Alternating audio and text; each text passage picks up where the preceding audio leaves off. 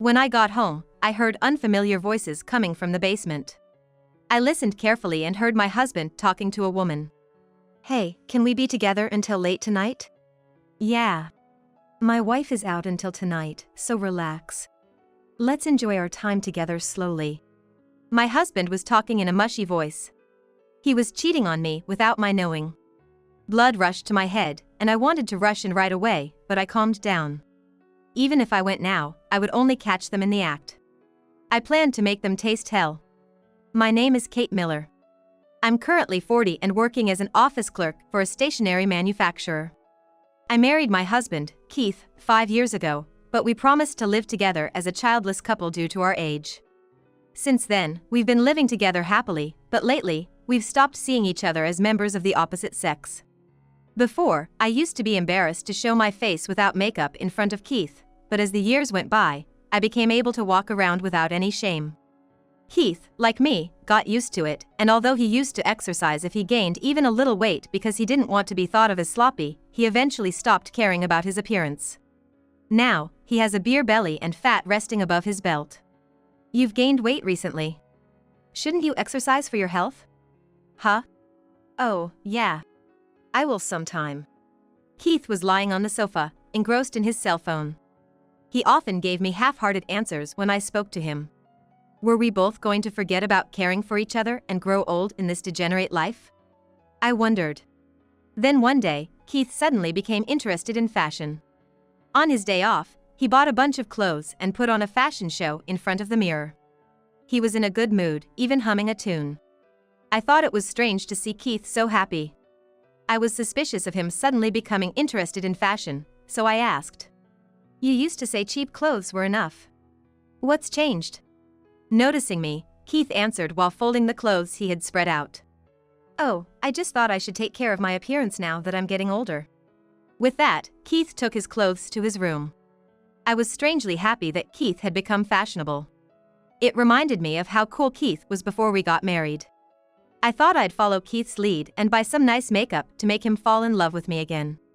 It felt like we were back in our newlywed days, and I made dinner a little more luxurious. Keith also seemed happy when he saw my appearance and the food, and he asked, "What's today? Is it some kind of anniversary?" "No. You became fashionable, and it reminded me of our early days, so I got a little carried away," I said, blushing, and Keith smiled happily. "Oh, is that it? I'm happy to have such a lavish dinner for the first time in a while. Let's eat." Keith ate heartily and finished everything. I was glad I had made the effort to cook, watching him eat. The next day, a colleague called out to me at work. "Mrs. Miller, I saw your husband outside yesterday, and he seemed to be having a great time walking around." Mrs. Young, my coworker, nudged my arm and said with a grin, "Did you see? He woke up to fashion recently, and he bought a ton of clothes yesterday, so I was surprised," I said, and Mrs. Young's eyes widened. "Eh? Didn't you go shopping with him?" "No, I was home yesterday." I denied it, and I felt something was off. Mrs. Young then told me what she remembered seeing yesterday. "I'm sure I saw someone yesterday at noon who looked just like Mrs. Yu, with the same height and build, and similar hairstyle and clothes, next to your husband. But I only saw them inside a store, so it might have been a store clerk." Mrs. Young said that, thinking it was a misunderstanding on her part. I was a bit flustered, but I thought it was definitely a store clerk. Keith wouldn't do something like that, I thought. "It must have been a store clerk. Don't scare me like that first thing in the morning. You woke me up all at once." I brushed off Mrs. Young's misunderstanding by laughing it off. I was chatting with Mrs. Young until work started when I got an email. It was about the possibility of participating in next month's company trip. I marked my participation and promised to go with Mrs. Young. Then it became evening as I was working, and I went home after stopping by the supermarket. When I entered the room, Keith was in the kitchen, rustling around. Since he never cooks even when he comes home earlier than me, I was suspicious. "I'm home. What are you doing?" When I called out, Keith was a little surprised, but soon moved away from the kitchen. "Oh, welcome back. I was just thirsty, so I was looking for some tea," Keith explained, but he was searching in the spice rack where there should have been neither a cup nor tea. "That's the spice rack. You know that the tea is in the fridge, don't you? I said, as I took out the tea and handed it to Keith. I was astonished at Keith, who didn't even know where the tea was. Keith took it with a laugh as if it were someone else's business, and slouched around in the living room. I cooked dinner for Keith like that, and while eating together, I talked about what happened at the company today. Speaking of which, I'm going on a company trip next month. I'll also finish shopping for the trip with my colleague Mrs. Young next Saturday. Oh, got it. Have fun. Then, I remembered the story that Mrs. Young saw Keith. Oh. Speaking of which, Mrs. Young saw you yesterday. She thought we were on a date because someone who looked like me was next to you. She saw you in a clothing store, but you were the salesperson, right? I said, looking cautiously at Keith. Keith also nodded and spoke. Yeah. I had the salesperson put together a coordination that suited me. I requested clothes that wouldn't look strange next to you since the salesperson looked just like you. I was delighted by Keith's words, thinking of me. Since I thought we were going to live together like family, with no more dates, I got excited about being able to date, holding hands like when we were newlyweds. I completely forgot my uneasy feelings about Keith and finished eating happily. And for a few weeks, I spent peaceful days until it became Friday night. I'll go shopping for the trip with Mrs. Young tomorrow. I'll probably eat dinner too, so I might not get back until after 11 p.m. When I told Keith that I was going out tomorrow, he closed his phone and asked. Got it. Have fun. Where are you gonna be, by the way? I think I'll be at the big department store 3 stations away. All right. Don't worry about the time, just enjoy yourself. If it gets late, I'll come and pick you up. Keith was worried about me coming back. Recently, Keith has been worryingly kind and caring, and I thanked him with a not entirely displeased tone. Saturday morning came, and I went out early. I wanted to buy my summer clothes before meeting Mrs. Young. I spent a lot of time trying on clothes, and I didn't want to bother Mrs. Young, so I went early to choose and buy them alone. I ended up with more bags than planned, and I still had 2 hours left before Mrs. Young would arrive. I looked for a locker to leave my bags in, but there were no vacancies. I had plenty of time, so I thought I'd go home and drop it off. As I was walking down the street near my home, I saw a woman wearing a dress from my favorite brand. It was the very dress I had been wondering whether to buy. Her hairstyle and figure were similar to mine, and as I was watching, thinking I might buy it, the woman stopped right in front of my house. At that moment, I hid behind a utility pole to watch without being seen. As expected, Keith opened the front door and, after looking around, beckoned the woman into the house. Suspicion growing, I decided not to enter through the front door and quietly entered through the kitchen's back door. Then I heard the voices of Keith and the woman from the living room. Can we be together until tonight? Yeah. My wife is going out to have dinner with her friends, so we can spend time together until around 10 p.m. Keith reassured the woman, saying that I wouldn't be there until night. I'm so happy. Last time you left just after shopping, and I was lonely. Sorry. That day my wife was at home, and I would have looked suspicious if I'd been out late. I could hear Keith's voice, responding sweetly to the woman's cutesy tone. I felt a chill in that moment. I realized that the person Mrs. Young saw last time wasn't a store clerk, but this mistress. The thought that Keith had been taking such care with his appearance for this woman made me angry.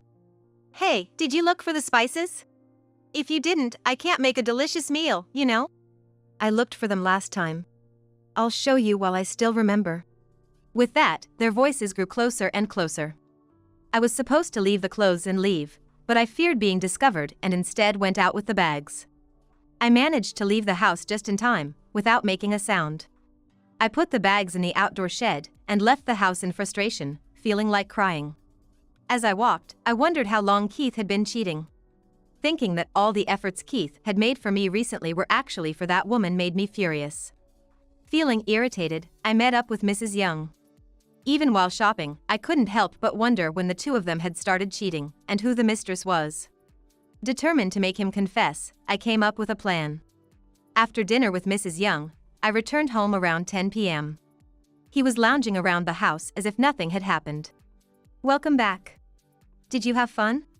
Keith was behaving so naturally that I thought what I had seen at noon might have been a dream. Yes, I had a wonderful time. I responded to his lie with a lie of my own.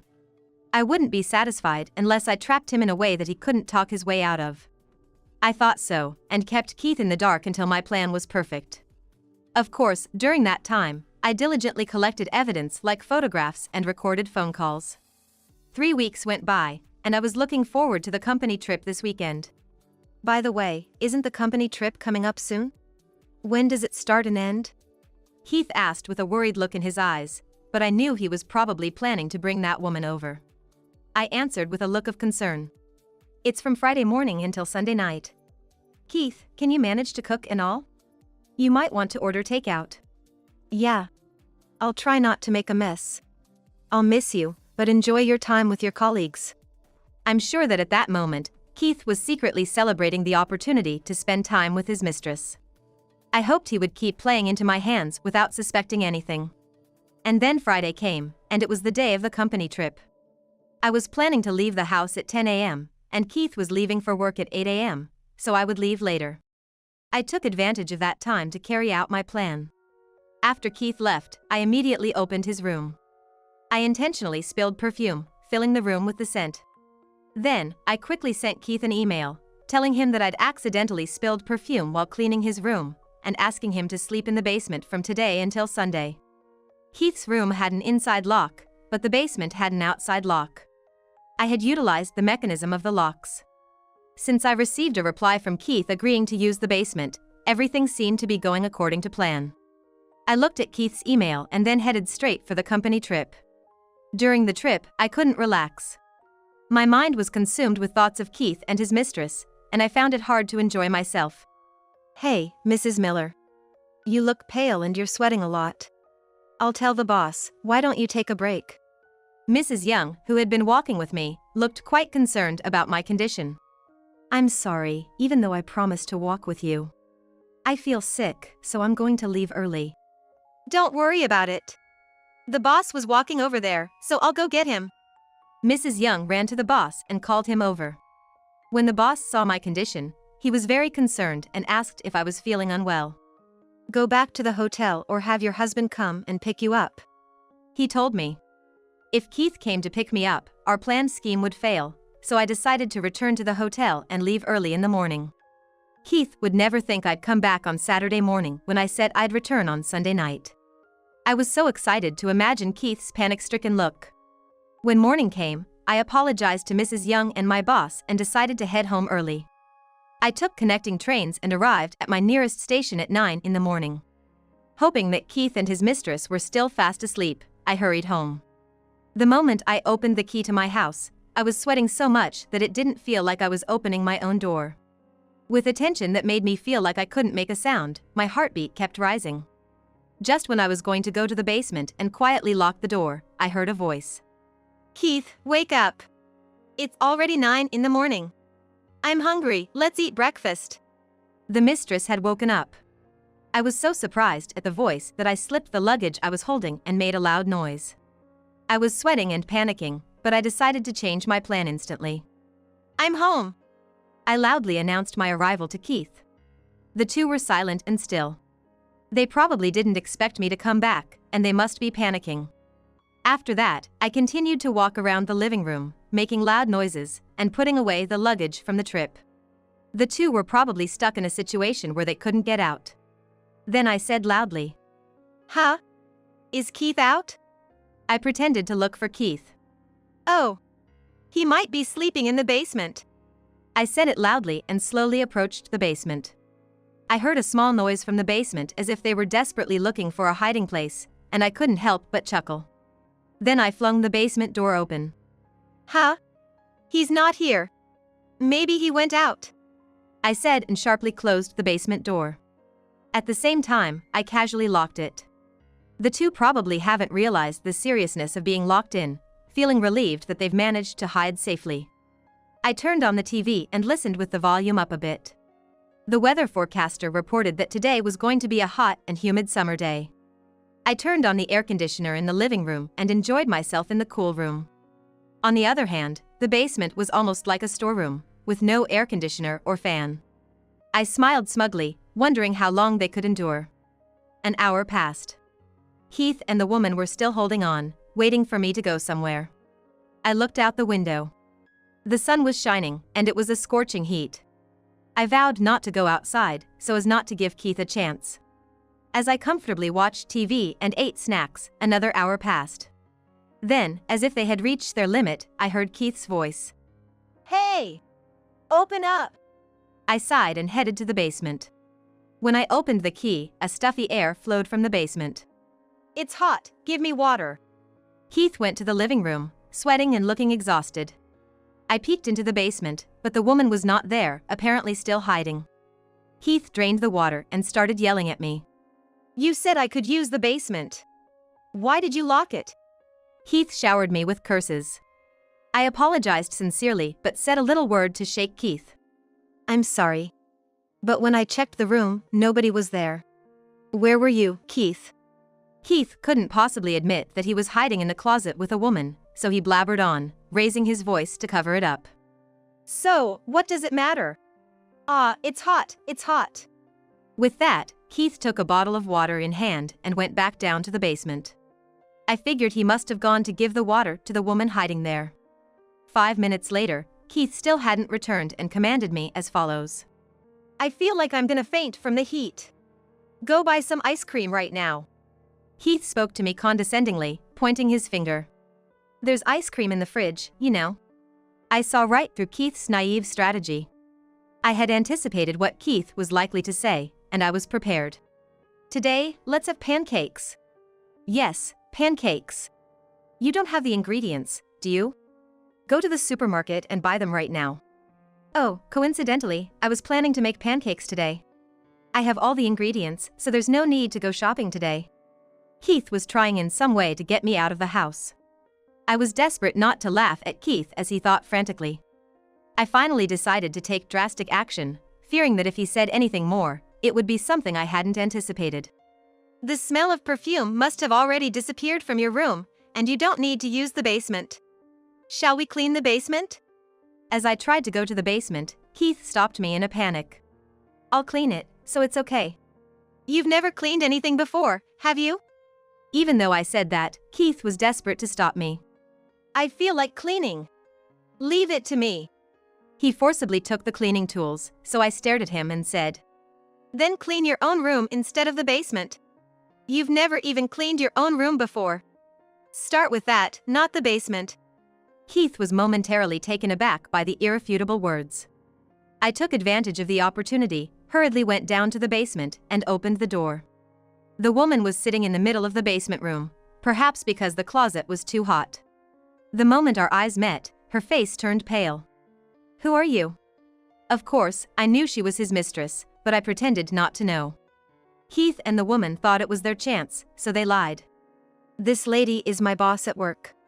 I forgot to bring home some important documents, and she brought them to me."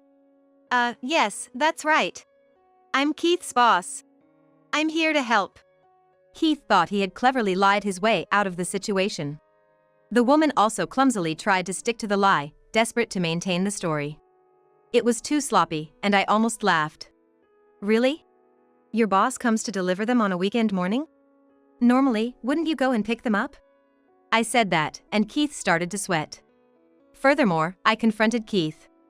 "Besides, if she's just delivering something, she doesn't have to come into the room, right? Even if you wanted to offer her a tea as thanks, you'd lead her to the living room, wouldn't you? It's strange to bring your boss into a room without air conditioning." Keith seemed to regret the lie he had made on the spot. But it's too late to regret now. The woman also just turned blue and hung her head. Since Keith and the woman were just silent, I brought up the subject. "You're not his boss, are you? You're his lover, right?" When I said that, Keith's shoulders twitched. It was as if he was admitting it. "I'm sorry I lied. But really, this is the first time I've done something like this. Please believe me in that." Keith tried to explain. The woman also nodded in agreement with Keith. I'm not going to fall for such a makeshift excuse. "So, the woman who was visiting our house last time was someone else?" I said, and Keith let out a loud exclamation in alarm. "Did you think you could fool me? I've got evidence of you bringing her here again and again, and all those phone calls. I've got proof." With that, I handed Keith the business card of the divorce lawyer I had gotten. The woman looked pale throughout the ordeal. Keith was very persistent, and I couldn't refuse him. What? You were the one coming on to me, saying you're better than my wife. What are you playing the victim for? When Keith shouted angrily, the woman fought back. I am the victim. Telling me to dress and style my hair like your wife, so your wife and neighbors wouldn't find out. You're so selfish. The woman was also yelling, emotions raw. I stopped their quarreling with a single sentence. The real victim here is me. With that, their argument came to an abrupt halt. I quickly got the woman's address and contact information and sent her home for the day. She played the victim card right to the end. Once alone with me, Keith looked awkward and kept his eyes down. Can you please leave right away? I think the lawyer will be contacting you about the division of assets. After that, Keith left with only his essentials. He's probably going to his parents' house. I had expected this, so the moment Keith left, I called his parents. Mr. Miller, I'm sorry to call so suddenly. Can I talk to you for a bit? I told his parents that Keith's infidelity had caused us to divorce, and they were quite angry. They apologized to me and promised to kick him out even if he came back home. Keith moved exactly as I had predicted. He apparently tried to lie and stay with his parents. I'm home. We're doing some renovations at the house. Kate went to stay at her parents', so let me stay here too. He shamelessly tried to stay with this lie, but his parents, having heard everything from me, lectured Keith and kicked him out. Keith will be staying in a hotel for a while, and I'm sure his money will run out soon. As I imagined Keith feeling uncomfortable as his address changes and rumors spread after the divorce, I found it funny and couldn't help laughing. I was delighted thinking about Keith's future miserable life. And the woman he cheated with will also be served with a claim for damages for emotional distress, so a few days later, the woman came to my house. Her parents were standing behind her. They said that she wasn't working and couldn't pay the claim, so she had turned to her parents. And her parents, feeling terribly sorry, wanted to apologize in person. The sight of the three of them apologizing at my front door was quite ridiculous. I told the cheating woman this. You can take years if you need to, but you must pay back the money you earn yourself. Don't rely on your parents at all. With that, the woman, who seemed intent on relying on her parents, looked fearful, almost crying. No matter how much she resisted, I couldn't sympathize with her. I thought it served her right. After a while, I received payment from Keith and the woman. I sold the house we were living in and moved to an apartment for one person. I'd never lived alone before, so I was anxious, but it turned out to be comfortable. I didn't want to give up on love because of what happened, so I'm going to start looking for a new relationship. I'm still anxious about falling in love again, but I think I can forget about my ex-husband entirely by finding new love. I've decided to live a life without regret.